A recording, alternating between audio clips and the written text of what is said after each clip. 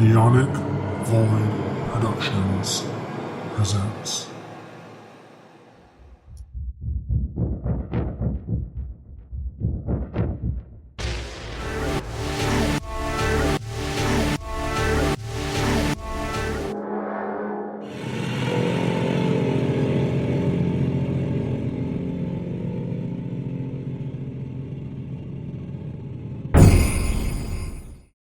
Hi.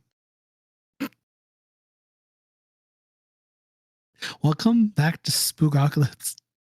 I am your host, Zio. Do I have my life together? No. And today I'm joined with the one, the only, the magnificent, the terrifying, the ASMR having voice, Bunyip. Why, yes, I am also present. Yes, you're also present. Welcome back, y'all. What's poppin'? You know, we all do things spooky here. So continue on to the old-fashioned black and white ooky spooky horror films. We're going to go to our next one today, but before that, I'm going to go ahead and do the housekeeping. So if you look into the description below, ladies and gents and others, you will find a link to a link tree that'll take you over to Linktree, to our Linktree. That'll show you the links to other podcasts, Neon Void Productions, as well as the YouTube channel and some of the Twitter channels. If you don't follow us on Twitter, because I'm not calling it by that stupid ass name, follow us at SPOOKOCALYPSE, baby. Or I'm sure the link will be in the link tree below. Yeah. There is going to be a surprise here soon. I don't know if it's going to be started at the time of this episode, but if not, keep an eye out for the next couple weeks, and I'll probably talk about it. But yeah. And what's today's flavor mint, Bunyip? We're gonna go with a red wine flavor. Ooh, a red wine. How appropriate. So today we are going to be talking about Phantom of the Opera. Phantom of the Opera, if those of you who do not know, was released from Universal Pictures Studios Pictures back in October 27th, 1943. Now, this is honestly probably one of the longest. This is probably the longest horror film we've watched so far of all these black and white horror films from Universal, because this one's actually 92 minutes long, so it's an hour and a half, which is surprising because the majority of the time they're like an hour and 10 minutes. It's also usually in Technicolor. It is in Technicolor. I don't know if would it be the first one in color? Maybe for the studio, but the first color movie was like back in 1910, I think. Oh, that's true. Yeah. This is the first adaptation of the source material. And that doesn't include The Wizard of Oz, where that was like a mind-blowing experience. Like, everything's all sepia tone, everything's brown, and then Dorothy steps into Oz and it's like, oh my goodness. Yeah. Those beautiful colors. They make it vibrant. Oh yeah. Of course, this is not the first adaptation of Phantom of the Opera. There was an adaptation of it back in 1925. That was also done by, I think it was Universal Pictures as well. Yep. That was released back in 1925 and then again in 1929. So this is a more, this remake is in color and has sound, because when the first one was released, they did not have sound lines or whatnot back yet. So they have that music playing, people playing the music or music track, and like the subtitle cards, that it was a silent film basically. But yes, the budget for this film was 1.75 million. In the box office for this film, they made about 1.6 million as far as US retails go.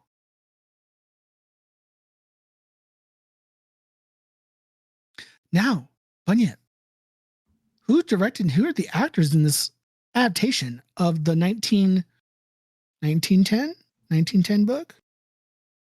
19, 19 yes, 19. God, when was the book released? 1910. I was right. I was right. So this whole thing was directed by Arthur Lubin, and there's quite a long cast of characters compared to the other films. So I'll narrow it down to the most prominent characters that show up. So you have Nelson Eddy as Anatole Guerin, who I think is like the main actor in some of the plays. Then we have Susanna Foster as Christine Dubois. We have Claude Rains as Eric. I read that wrong. It's Eric Claudin, who's also the Phantom. It's not exactly a big secret, even though the movie kind of tries to make it out to be. Yeah. We've got Edgar Barrier as Raoul Dubert, Leo Carrillo as Signor Ferretti, Jane Farrar as Biancaroli, and let's see, J. Edgar Bromberg as Emiot, and we've got Fritz Feld as Lecours. Those are the most prominent characters that show up. Mm-hmm.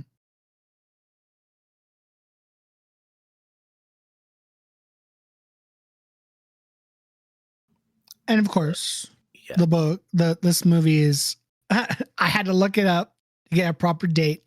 The original novel for this book was released back in France, somewhere between the date of September 23rd, 1909 to January 8th, 1910.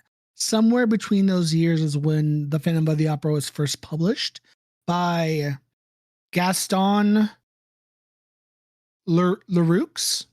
The X is silent, so it'd be Leroux. Sorry. Gaston Leroux. And oh god, let's see if I can say nobody writes like Gaston. Exactly. Nobody writes like Gaston. That was his French release. The English release wasn't until 1911. Was when they first had the English release of the original French novel. Les Fontaines de l'Opera? I know my French is terrible, y'all. I took it like 2 years in high school and that was it. I tried.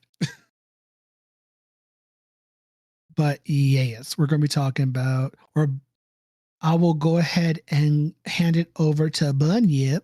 Tell us about the plot of the 1943 film Phantom of the Opera. All right, so we've opening up on this play. It's a classical play, very popular in France at the time. It's taking place at the Paris Opera House. Yep. And there is a brief meeting between Christine and Raoul and Anatoly. Like, you clearly see that there's like a triangle going on.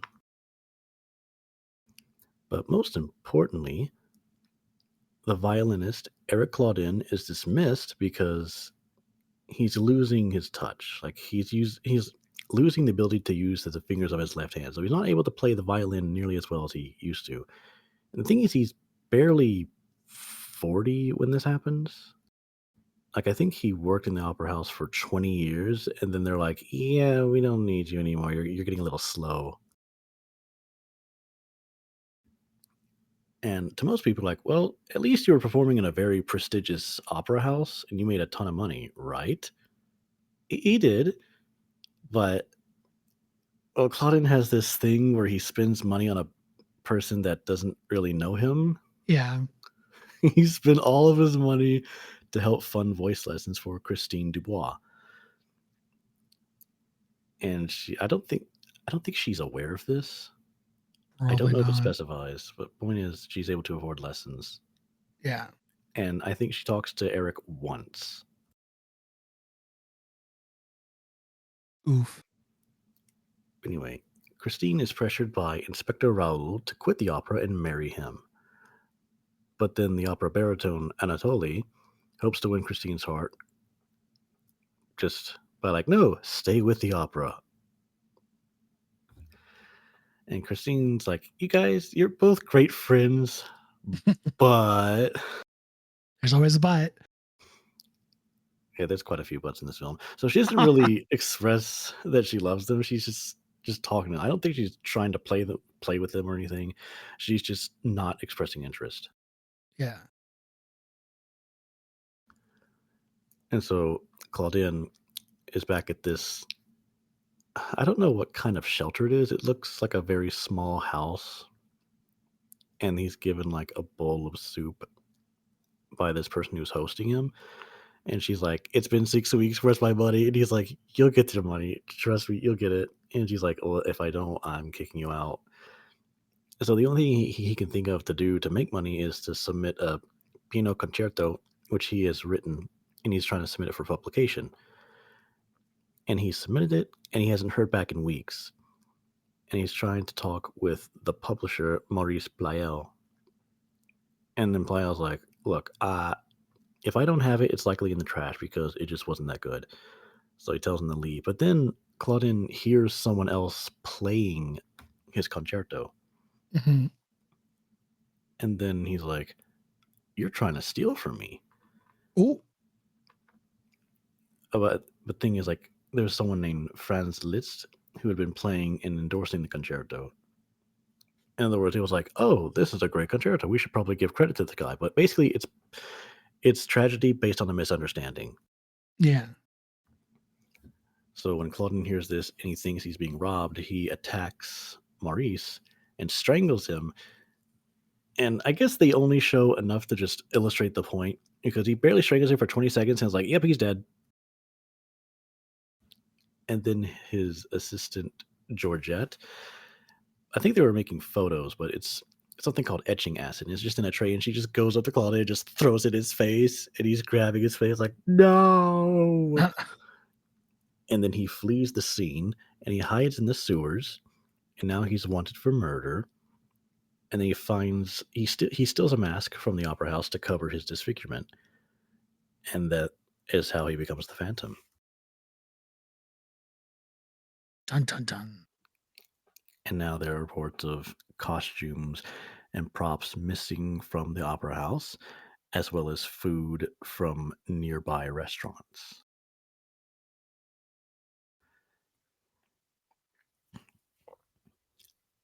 So at the same time, it's during a performance of the opera Amor et Gloria. Um, I don't know if I said that right, but it's a different play, and the Phantom has drugged a glass of red wine for Biancaroli to drink. So Uh-huh. she's the star of the show, just like lead actress. And then she falls unconscious in between acts. So then she's put to sleep, and then people carry her to lie down. And it's like, director's like, Christine, you're gonna have to take over. You seem the most qualified person to do this, and we can't leave them waiting. The show must go on. Yeah. And Christine does a wonderful job. And then Biancaroli wakes up in the middle of the play, and she's like, "What's going on? Why am I here? Who's singing? Is it that bitch Christine?" That bitch Christine. Yes, she's immediately jealous because she suspects that Christine like planned this out. That's funny. That bitch Christine. Yeah, we have our title. That bitch Christine. Yes. I mean, considering how the rest of the movie plays out, it kind of fits. She's not a Oh terrible yeah, person. 100%. She's not a terrible person. I think she's just oblivious to things or is focused on other things. And to the outsider, she's like, "Wow, she seems a bit selfish." Bitch Christine Dubois. But yeah, but Biancaroli thinks Anatoly and Christine drugged her so that she would not be in the play anymore.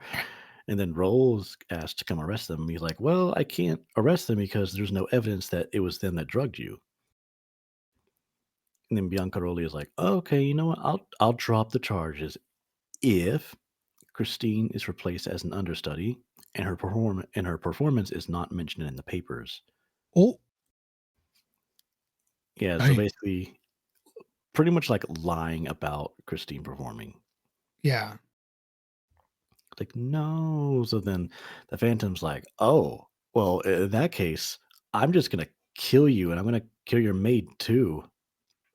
And the opera house gets closed. And oop. So the opera owners receive a note demanding that Christine replace Biancaroli. And so to catch the Phantom, Raoul comes up with this idea. Like, don't let Christine sing during a performance of another opera, which is a Russian opera, which I think this is a made up opera, I think, just for this film. Hmm. But they come up with this idea to lure the Phantom out into the open. And Anatoly plans to have Liszt play Claudine's concerto after the performance. However, the Phantom strangles one of Raoul's masked men and he heads to the auditorium's domed ceiling. Yeah. And he takes like a little saw and he starts sawing this iron chained chandelier. Oh Lord.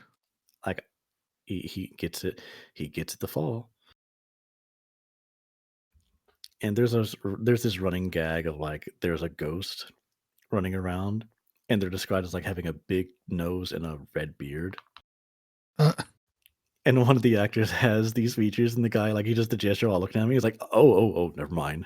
And then that poor actor's like, what? Are you making fun of my face? damn. But yes, during the play, um, or rather the opera, the chandelier is sawed off. It falls and it smashes into the crowd. I don't know if people die, but I imagine plenty of them did. Yeah. Because you're packed in those seats, and by the time you notice the chandelier is falling, if you're in range of it and no one else around you is moving, you're pretty much stuck there. Yeah, pretty much. Yeah, and then as the audience is fleeing, there's chaos everywhere, and then the Phantom shows up. It's like, Christine, come with me. I'll take you somewhere safe. And she's suspicious of this at first. She's like, I don't like this.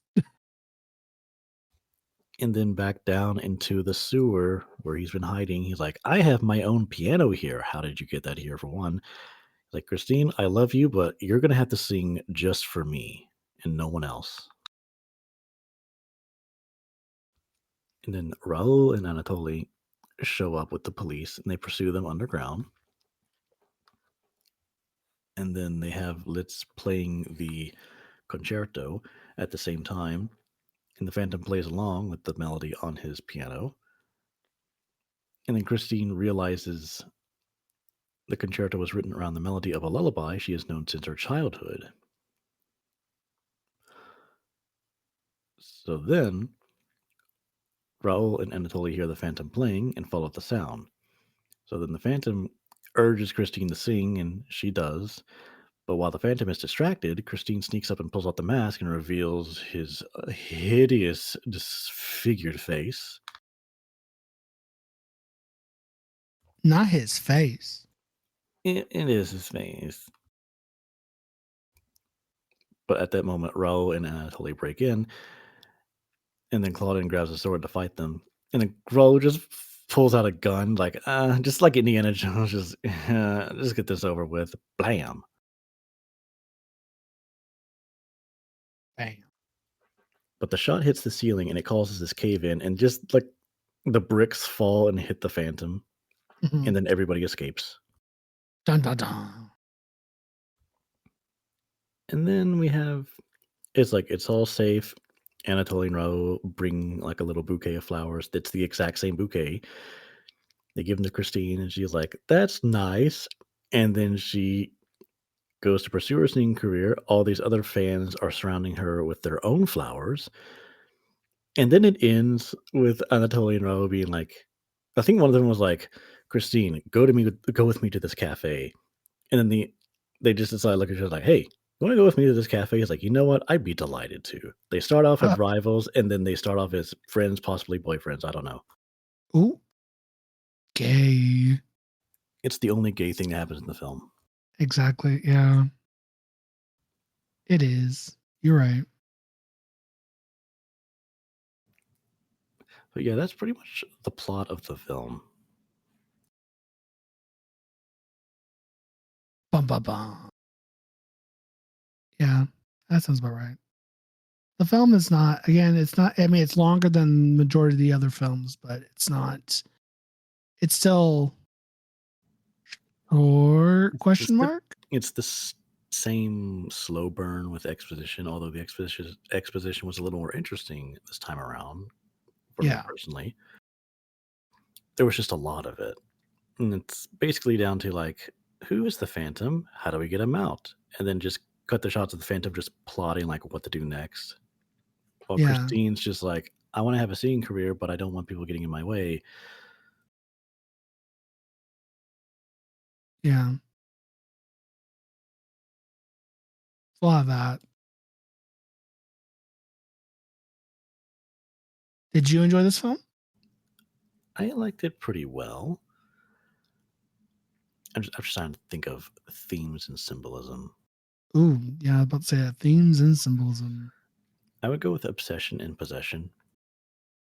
Obsession and possession. Okay. Mainly like the Phantom being obsessed with this one person to the point of his own detriment. Mm-hmm. And also, he's like, I will make you mine. You will sing for me down in these stinky, dank sewers. Not really a realistic way of living, but and it's not a whole lot of scariness in this film other than, I guess, people dying and the face. Yeah, pretty much. I mean, a lot of the scariness that's happened in these films was basically like, someone dies, but there's not a whole lot of blood and gore. It's just, oh no, that person got shot, or no, that person got strangled to death, and they're just lying on the floor. And I'm guessing back then, in the 30s and 40s, it was like, oh, that's terrifying. But then those were like, it doesn't do much. We're just used to so much more gnarly moments, I guess. We're desynthesized. Desynthesized? Desynthesized? Oh my God, desynthesized. Right? Yes. Desensitized? Desensitized. Sorry. My boyfriend's over here. Desensitized. Yeah. Hey, I'm dyslexic. Leave me alone. Does it work with sound? No. I'm looking at the word in my head and it's ignore me. We're used to seeing blood and gore everywhere. Basically, the gist of it. So we're so used to seeing blood and gore when we see something that's not really that, that's mild compared to everything we see nowadays. It's very like, oh, I'm bored. Yeah, it's the mild salsa served at Tex-Mex restaurants. Yeah, but back then it probably was terrifying. Back in the day. Although this story has been mentioned and parodied a lot in pop culture media. Mm-hmm. A lot of things are inspired by it. Yeah. Can you think of any particular inspirations that are more widely known, Zio? Well, inspirations from Phantom of the Opera? Yeah. So, I mean, for one, you got the musical and the film and the later adaptations of the film. And of course, I'm sure the idea of a horror film that's a musical was also brought into for God, what was that one called with Johnny Depp? Sweeney Todd. I'm sure that gave inspiration as well from Phantom of the Opera. Boyfriend's writing something. He's probably gonna say something that should be so obvious. What are you writing?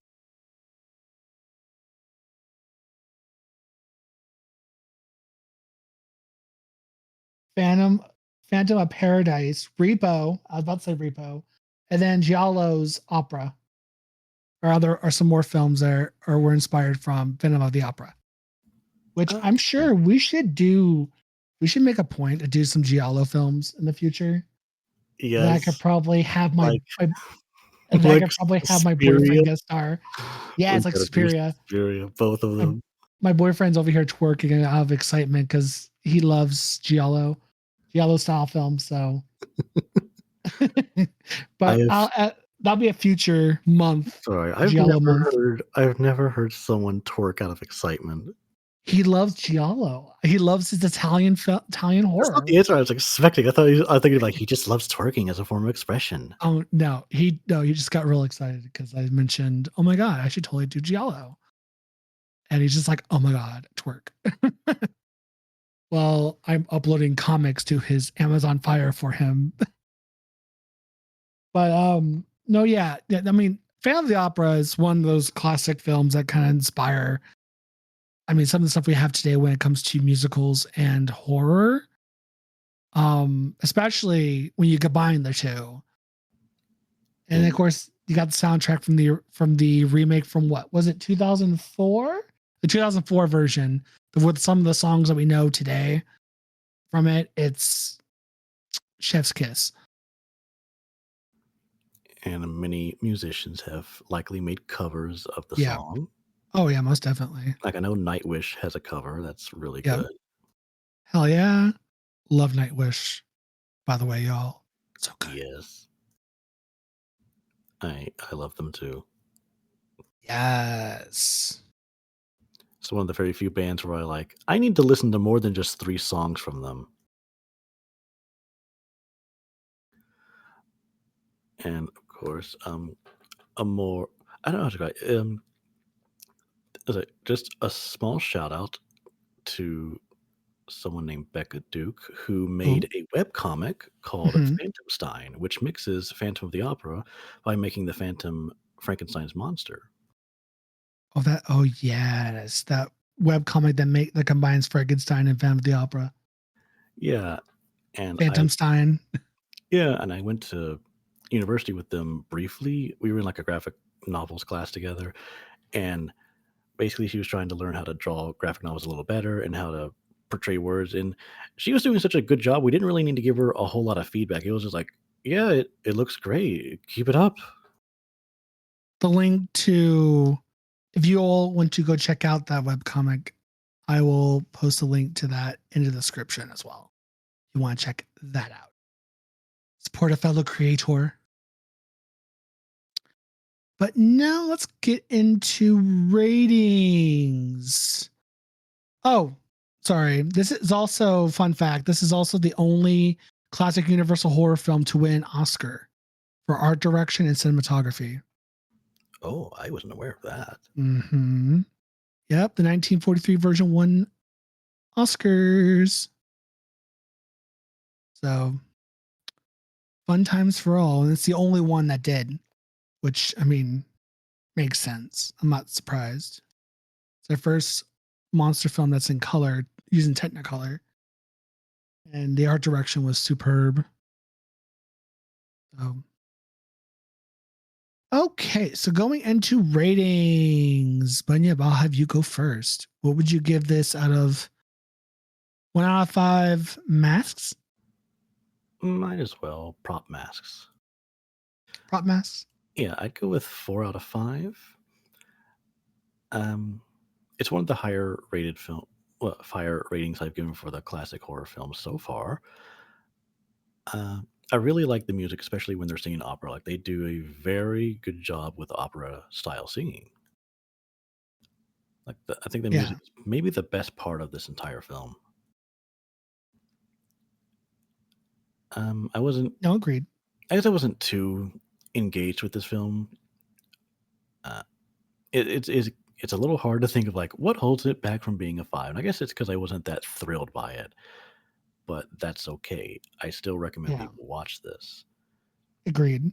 It's more like a tame horror film, and I think because of its cultural significance today with entertainment media, I think everybody should see it. Agreed. So what is your rating, Zio? Wait, what was your rating? Oh, I said 4. 4? 4 okay. out of 5. I will give it a 4 out of 5 as well. It's a solid one for the Universal horror films.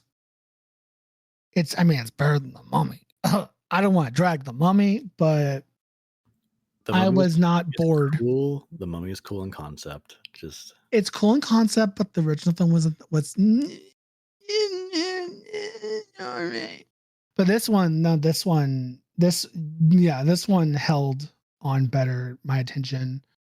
And it's just the film itself is pretty good. I mean, the art direction and cinematography, I could see where they won the award for that. Yeah, no, four out of 5 prop masks as well. So there you go, ladies and gents and others. 4 out of 5 for Phantom of the Opera. Yes, so we have 2 more episodes after this one. So we have 2 more weeks that we're going to be talking about old school I should say black and white, old school horror films. yeah. Yes. Next week we have our last one that we're going to talk about dealing with Universal Studios. And then the one after that is we're going to take a little venture over to another studio and another horror film that's not connected to the Universal monsters or Universal horror films. But we like it anyways. Oh yes. Most definitely. So thank you all for listening to today's episode. Catch us next time as we talk about the final creature from the oh god, oops.